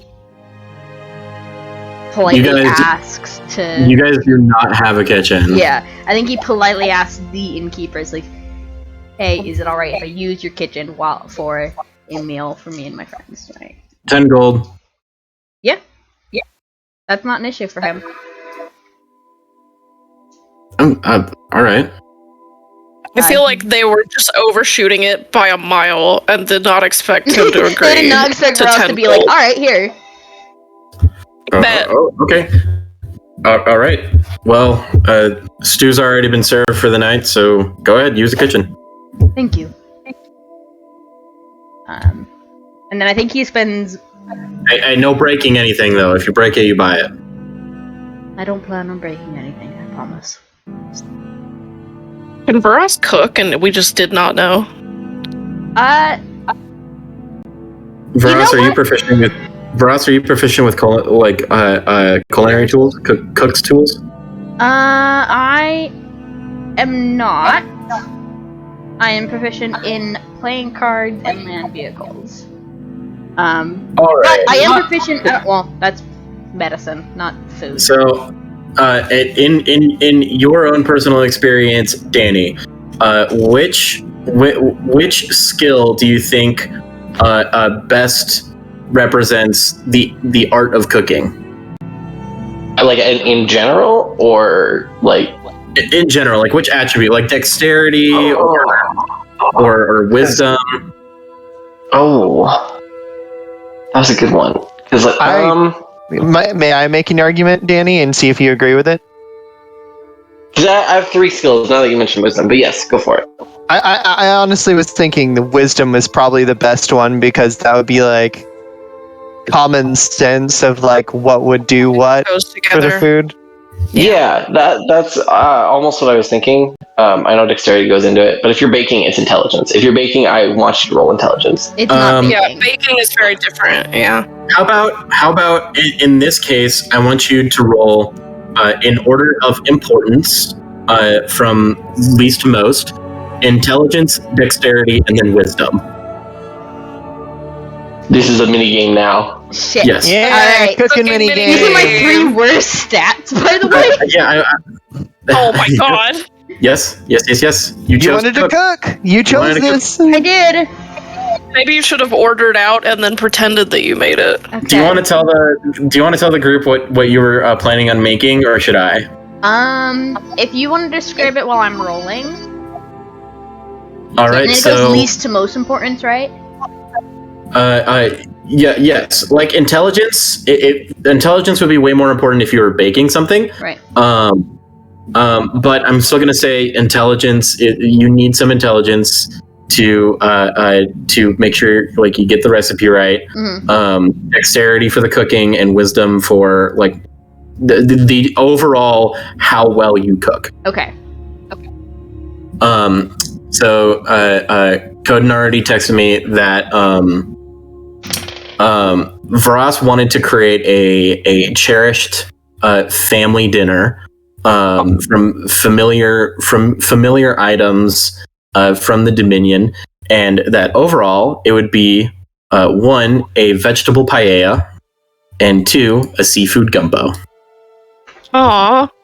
Okay. You live another day, Koden. Ooh, that looks yummy. And gumbo. Oh, hell yeah. Ooh. Okay. So, in order of my rolls, I'm really glad that I got somewhat kind of okay rolls, because the only thing I have is a +1 in intelligence. But for my intelligence, I got a 12. My dexterity, I got a 14. And my wisdom, I got an 18. That's not bad. That's not bad. So when you're done with this, you give it some taste, and you're like, who would you say in your family made these dishes? I think it was usually, I gotta make sure I have the information right of which one. It was you, Jack. Well, because both, so it's not super big, like big secret, but both of Vuras' parents are, they both are like they do different jobs and such within the. Well, yes. Not in this, so I have to figure. I think it tosses up into who was home for the night more than anything else, because while they were both home, it comes down to, okay, who really got there first. So it was sometimes his mom, sometimes his dad. So either way, it's not quite like your mom or your dad's version of this dish. It's hard to do that. It's hard to replicate exactly what your parents did to make something taste so good. But you did your best, followed everything that they taught you, and it's not bad. You know, It's actually pretty good. You got like an 18 for your wisdom, right? Yeah. This is pretty damn good. This is your own version of these dishes. I'm pretty happy with that. Got a Vuras spin to it. I'm rereading over it. Wow, neither of holy shit. I think it was his dad more, because his dad is technically retired. But yeah. Okay, I'm happy with that. So you call the rest of the group down to I do, yeah. All right. Yeah, I do. Audra has to get redressed. Oh my god damn it. Yeah. I was in my comfy clothes. Koden, I couldn't remember, because I remember that there was it Audra who was vegetarian, or? No. Audra Audra likes a lot of vegetarian dishes, but it's wasn't me. sure. I'm the vegetarian. Okay, I knew it was either Audra or Maya, and I was like, okay, I know it's one of you two, but I can't fucking remember. It's not me. Also, Maya isn't a strict vegetarian. She can just palate it better. That's fair. Vegetarian on Thursdays. Understandably so. Audra likes a lot of vegetarian dishes, but they are not vegetarian. I kind of wanted to attribute it to, like, you know, how gnomes have rodent features. Oh. Maybe a pescatarian. Yeah. Yeah. Well, this is perfect then, because it's seafood. Yeah. So, Vuras, you serve this huge dish of a vegetable paella and a seafood gumbo, and there is plenty of room in the inn. It seems to be a little quiet, a bit of a quiet night. So You have a large enough table that could sit your entire group. We're having family din-din. Yeah, I think what he does is as he brings them out, I think he's kind of like, I'm very glad that we all survived. The ideal that we did. And so I wanted to celebrate. I did not know that you could cook. I am not used to it. I think that this perhaps was a one-time thing. It was a stroke of luck then. Isn't that nice? Good. I think Audra enjoys the parts where they get to like break open the claws. Yeah. It's fun. It reminds you of home. It does. I'm like, oh, nice. But cracking open the claws reminds you of Gonna let that mystery stew for everybody. Yeah. They're not eating, they're just cracking it all the things open over and over I'm again. offering to crack open anybody else's because I just think it's enjoyable. It's hard to do in gloves, I let you do it. I was gonna say, I have my wrappings on my hands, so they're definitely gonna have to be changed after this. Aww. But I don't care.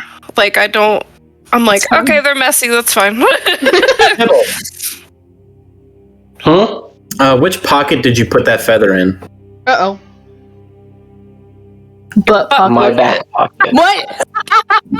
Butt pocket! Okay, it's in your back pocket. As you sit down, suddenly you feel paper crumpling underneath your ass. You should have paper.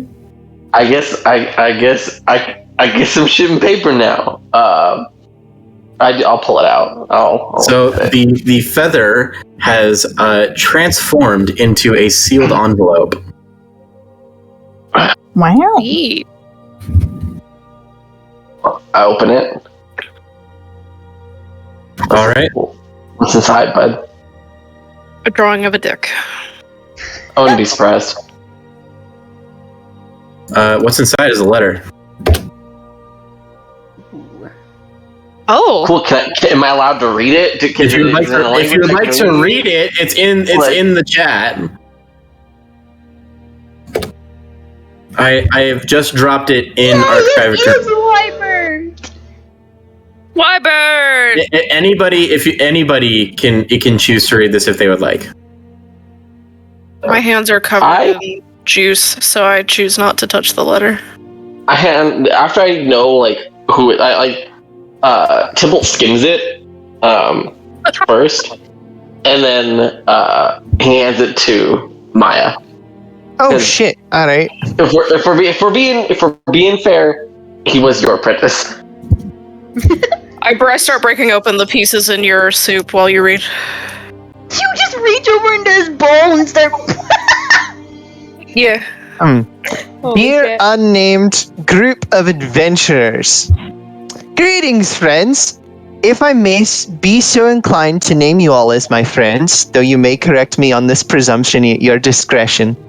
I understand only a few days have passed since our dramatic ascension of the Spire Mirage. A place I find was difficult for me to truly leave behind even before I was magically bound to its very foundations. Yet I simply could not resist the urge to take up my epistolatory hobby once more. Epistolary. It means to write. It means writing letters. Thank you. Epistolary hobby once more and write a couple letters. I have already drafted a long memorandum to my sister Winter and hope to regain contact with her in the coming months. In the meantime, my hands have remained regularly full with new responsibilities and expectations I volunteered to handle. For a start, the encampment of city guards and accompanying battle mages scarcely leave me alone during the daytime, bombarding me with warnings and assurances that any unwise behavior will be met with an iron sword of Gildergleam's guard. The general consensus that is between us is that until Captain Balethorn or a magistrate of equal or higher station comes to negotiate with me, the so-called master of the Spire, I shall keep any drastic changes to an absolute minimum, if any at all. Of course, you five would know how horrible I am at following orders. In this case, I really had no other choice to make quick changes as soon as the tower recognized me as its new lord. Speaking with a few other surviving necromancers, many were quite upset to be told the news of the new management. Most chose to cut their numerous losses and take a chance somewhere else. I feared that some would take the opportunity to usurp me and take the power of Nazran's staff for their own. Thus, one of my first acts as the new Lord of the Spire was to reanimate the chef and the undead Giralon. Her name is now Bananas. You're all alone.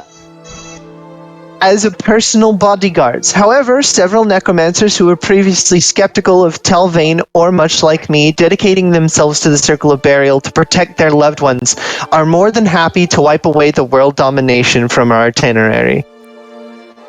My hope is that one way we shall utilize the many tomes and lessons written by the premier archmagus on necromancy to create the very first specialized school of the magical discipline. Of course, this college will value ethical study of life, death, and unlife. A close eye to keep on the students who may be in it for selfish or nefarious purposes. Wishful thinking, I know, but somebody has to care about this arcane discipline in the same way Nazran did. Necromancy exposes itself easily to malignant.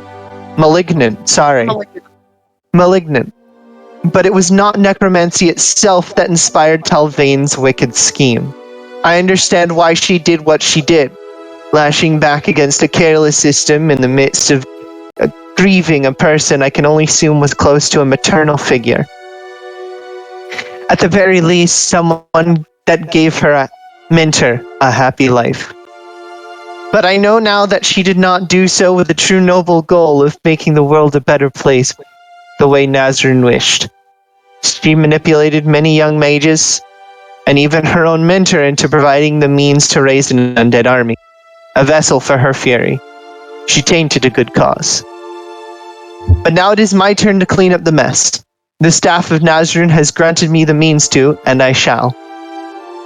The soldiers will be buried, and the disciplines... The disciples... Sorry, I keep misreading things. The disciples who believe in the ethical raising and relocation of lost bodies may one day roam the mass graves with gentle steps. However, blustering words and self-indulgent prose will get me nowhere. Tomorrow I will organize the necromancers who wish to stay with this fire. I briefly considered renaming it the Tower of Anthrax, but the title is still a work in progress.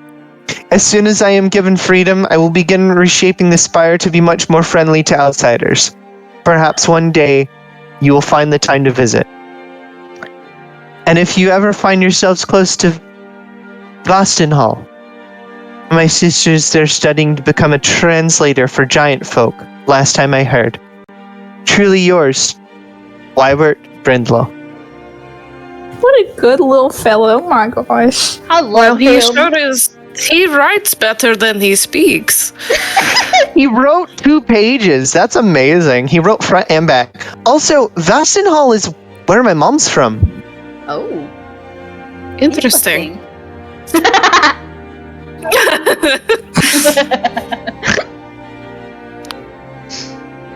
Well, I'll give him this. It sounds like he is going to do a good job.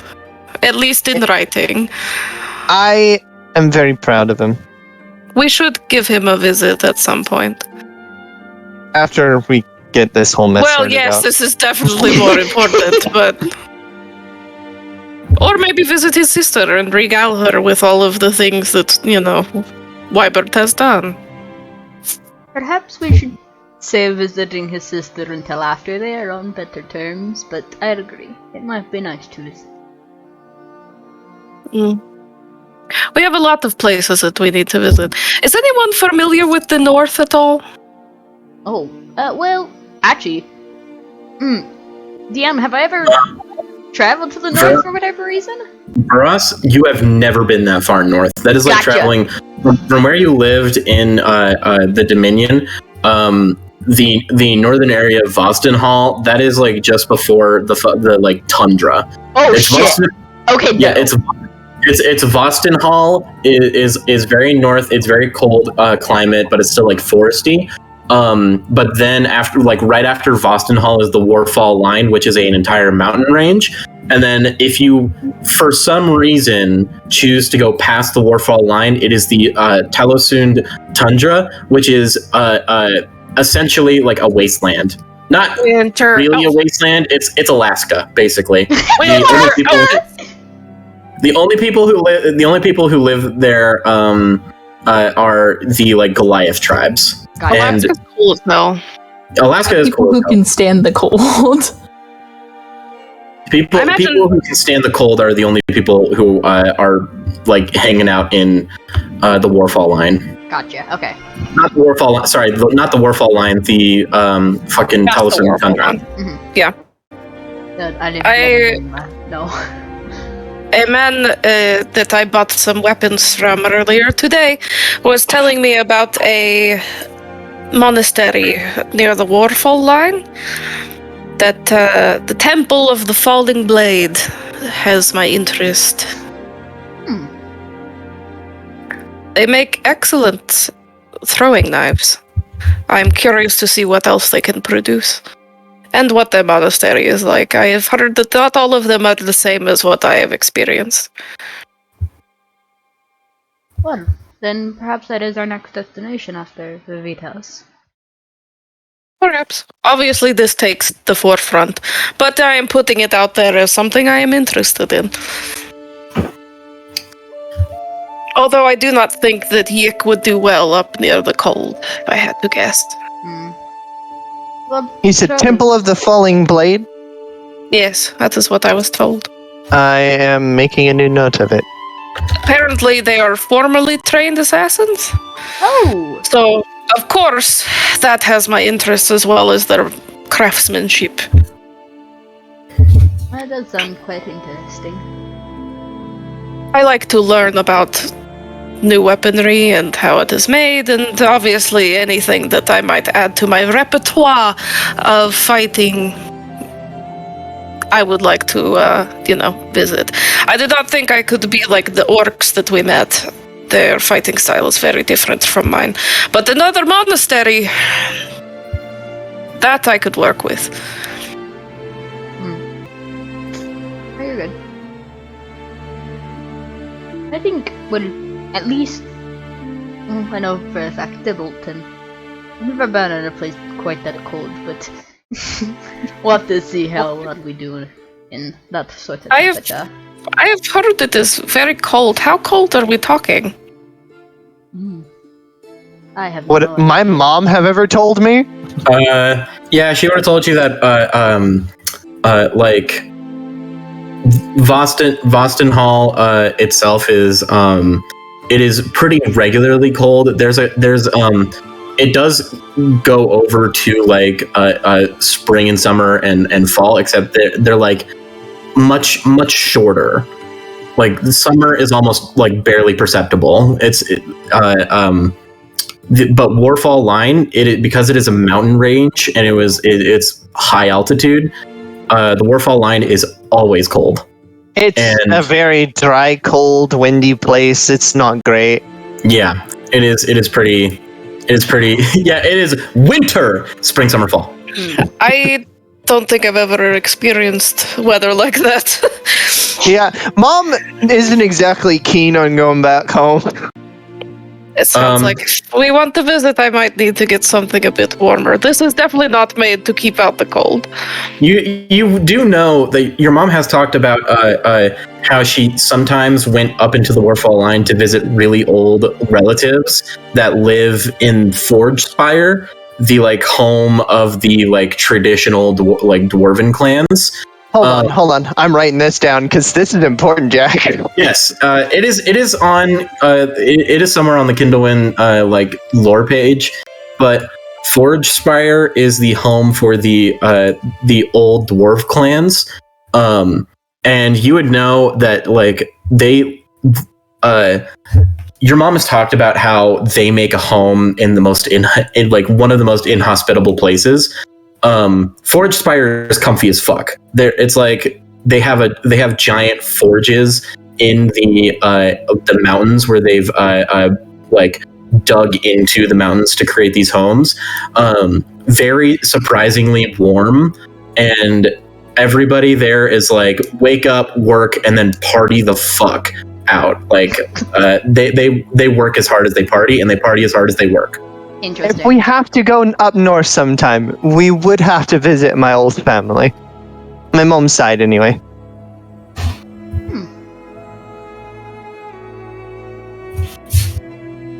Well, no offense.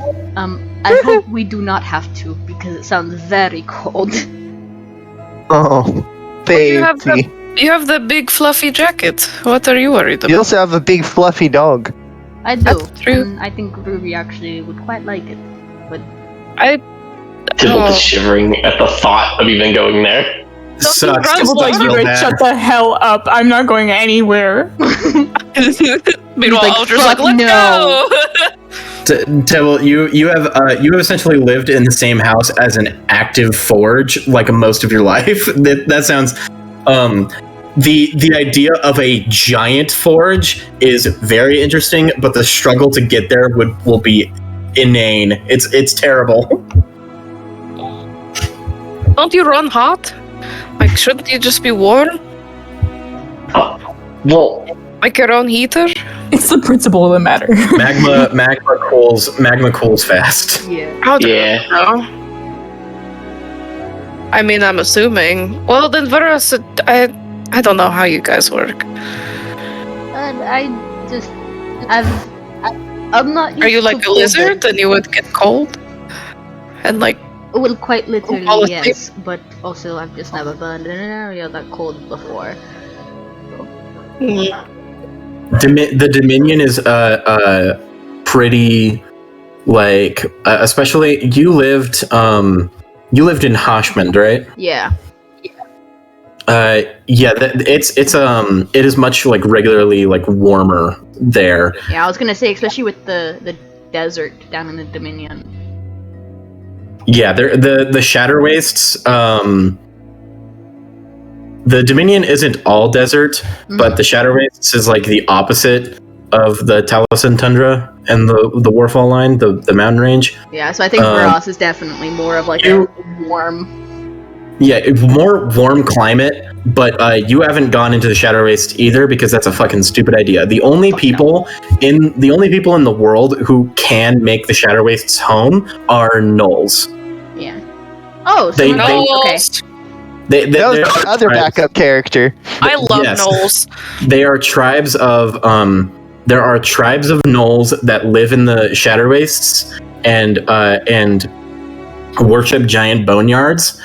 They don't fuck with people, but they're also the only people who have the secret to, like how to survive extensive living in the Shadow Wastes. Just for reference, the Shadow Wastes are magical and also hostile. There is a chance that you might like step on the wrong bundle of sand and get struck by lightning from the ground. I think the only info I might know the Shadow Race is probably from Garog, but like that's it. Yeah, that's also where you get Shatter Shard, which is why it's so expensive. Is because you have to go into incredibly inhospitable place to grab it. Yeah, God, how the fuck did Freeze get it? Oh, you know. Yeah. You know. And also his entire his merchant house is based on exotic good trading. And his father was an accomplished adventurer explorer. Mm-hmm. A dick, but accomplished. Yeah, a piece of shit, but accomplished. Yeah. You hate to see it. I'm I'm rereading the letter, and I'm just like, I want to tear up just a little bit because this means a lot. Sweet boy. Tried my best on it. You did a really good job. You're very accomplished as well, Jack. Yay! You're valid. Yippee. So I will say, later that night, Vuras. Oh, yes. Oh, one moment. Fuck, sorry. Never mind. I try my best to eat this with my mask. It's difficult. You just hit the spoon against the mask. It's not working. I'm like, damn it. You make everybody look away. You try to put the spoon under the mask, but because you have to put it vertical, it dissolves, falls back into the bowl. I make a mess, and honestly, I'm like, you know what? I'm just gonna end up taking most of this upstairs.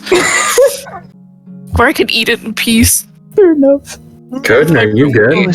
Somebody removed the fucking Grim Hollow subclasses. What? In D&D Beyond, somebody removed the Grim Hollow subclasses. I don't even know what subclass that is. Don't worry about it. Okay. I'm gonna be honest, if Audra dies, I have no idea who I would play after that. That's fine.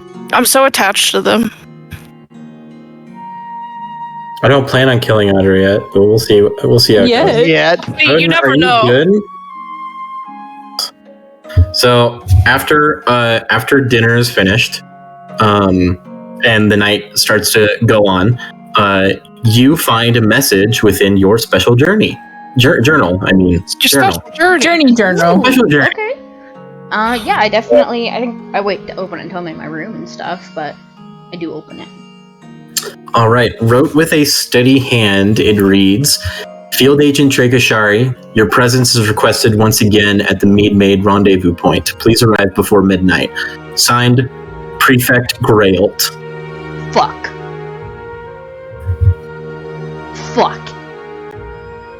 Okay. Okay, well, then he immediately is, like making sure that he looks nice and presentable and has all the shit that he needs on him and, like, makes his way over there as soon as possible. Just to make sure he gets there before midnight, because, shit, that's a prefect. Yes. When you arrive at the Mead Maid, it's about as dead as the last time you visited. You tell the code to the bartender and you gain access to the cellar room below. Okay. I said okay. As you step down into the dank basement floor, you find that a familiar table is there, lit up by lamps and occupied by Pocket, the local dispatcher. However, there is another person there. A tall human man in his middle age, a trimmed beard that has a deep scar that cuts through one side of his facial hair. He has short, cropped, salt and pepper hair and a stern, gruff demeanor. He wears a large trench coat that is clearly hiding substantial armor, as you would know. Yeah. It kind of looks not unlike the coats that Gunbreakers wear in Final Fantasy XIV. Nice. Gunbreaker. Peaks. Peak His style. arms. What was that? Peak style? Yes. It is peak style. I fucking love the Gunbreakers. Here, I'm not sure if you are familiar, Koden, but I'll get you some art that Final Fantasy XIV art. Okay. It is similar to that coat, and it very clearly hides like a good amount of armor, which this guy is wearing. Come on, Lepus. Okay. Except it doesn't have the like accessories of like all the like cartridges and shit that guy is carrying. Yeah. What do you mean? Leather fantasy. Yes. His arms are crossed, and you can see that one of them appears to be artificial, a prosthetic hand made of sturdy metal. And Pocket speaks up to you and says, "Well, if it ain't the agent of the hour, Vuras, I'm sure you'll be thrilled to meet. This is Prefect Grailt." And the prefect nods his head. Again, you know that prefects are very high-ranking paladins of your order. They're so high-ranking. Yes, Oh my God. they take orders directly from the inner circle. Yeah, this is cool. I think Vuras is like, it's a pleasure to meet you, Record Grail. Grail? Grailed. Pleasure to meet you, Dracoshari. I am to understand you played a part in the recent assault on a necromancer's tower. I would cast doubt, but there is no question that such a thing occurred, seeing as the glory hogs are parading a giant skull across the streets. Yes, that is true. I wish they didn't, but it's helping them morale the people after such an intense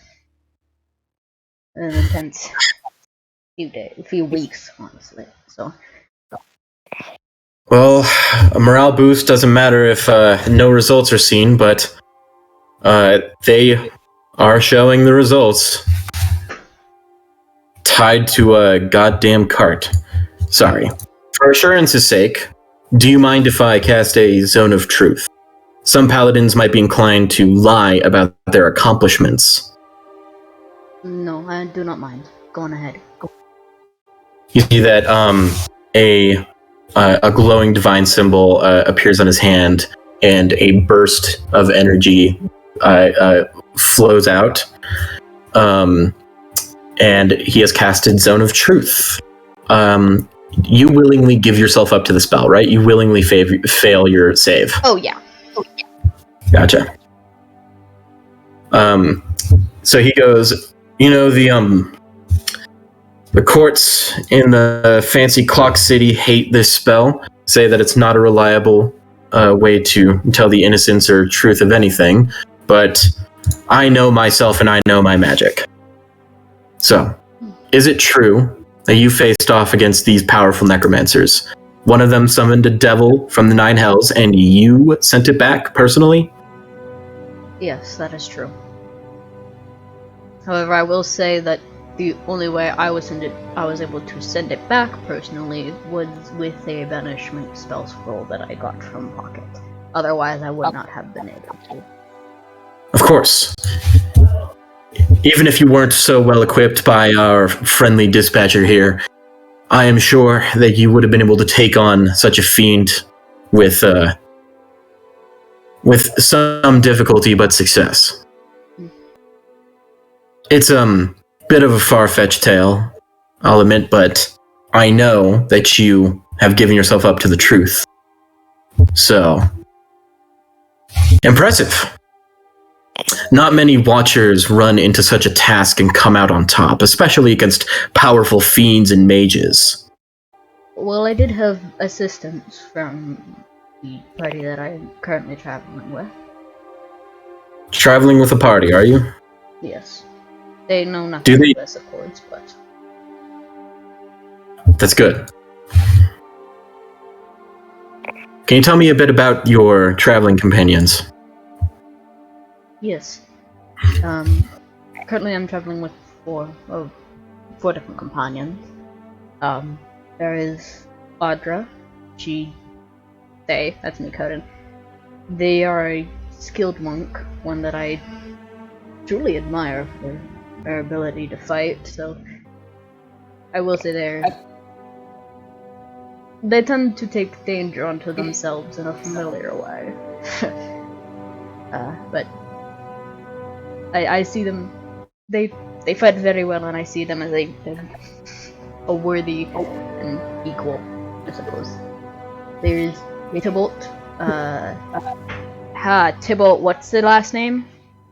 Nihlus. Tybalt Nihlus, an artificer. He's an interesting man. I can recognize that he's smart and intelligent and clever. However, he tends to be very reckless and impulsive, which can be inconvenient and annoying. But I don't hold that against him, simply because of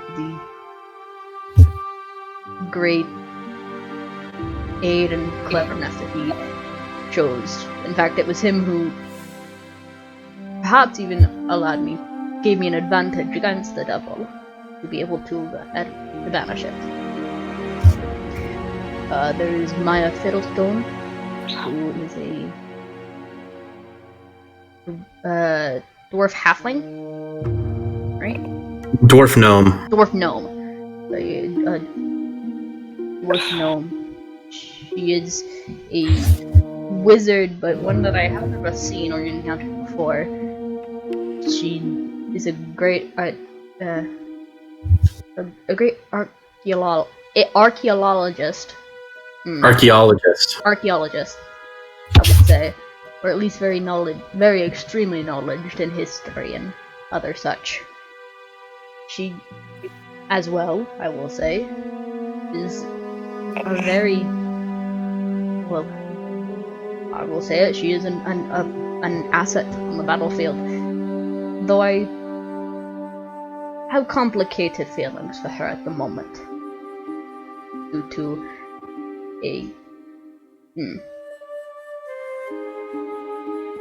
to a false allegation against her.